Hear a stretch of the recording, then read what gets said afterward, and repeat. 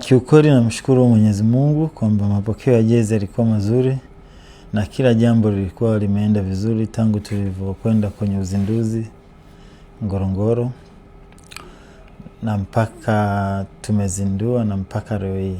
Mapokezi kiukweli yalikuwa mazuri from day one. Watu waliweza kuiona jezi kwa sababu watu walikuwa na shauku na watu wengi walikuwa wanajiuliza jezi ya mwaka huu itakuwa bora kama ya mwaka jana.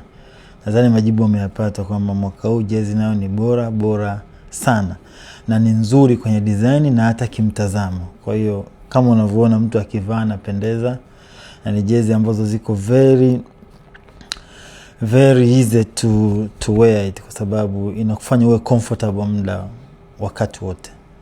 Mapokezi ni mazuri lakini tunatarajia watu waendelee kujitokeza kununua jezi mpya za msimu huu kwa kuelekea katika Simba Day na kuanza kwa msimu mpya mwaka 2026-27.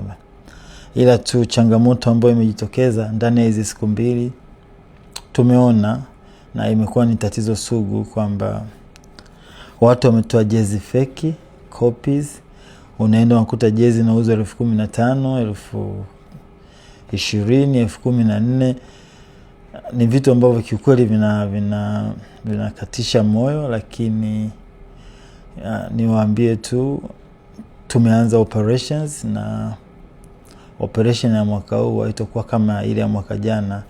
Watu wanakamatwa lakini action haifanyiki. Mimi niseme tu wanaouza jezi feki waache mara moja kwa sababu mwaka huu kiukweli serikali yenyewe imeingilia kati, vyombo vya dola, watu wanaodili na kupambana na masuala mazima ya jinai na uhujumu uchumi wameingilia kati. Kwa hiyo mimi ningependa tu kuambia bwana waache ili wawapatie wana Simba kilicho bora zaidi, kwa sababu usiponunua jezi original ukanunua jezi fake, meaning kwamba sio tu kuhujumu klabu ya Simba, unahujumu serikali na unahujumu Jairuti. Kwa vile ambao Jairuti tumeahidi sasa unaviwekea ugumu kwa sisi kuweza kuvitekeleza, kwa sababu wewe mwana Simba kwa akili timamu umeacha kununua jezi original ukaenda kununua jezi fake. Manake umekubali kuungana na watu ambao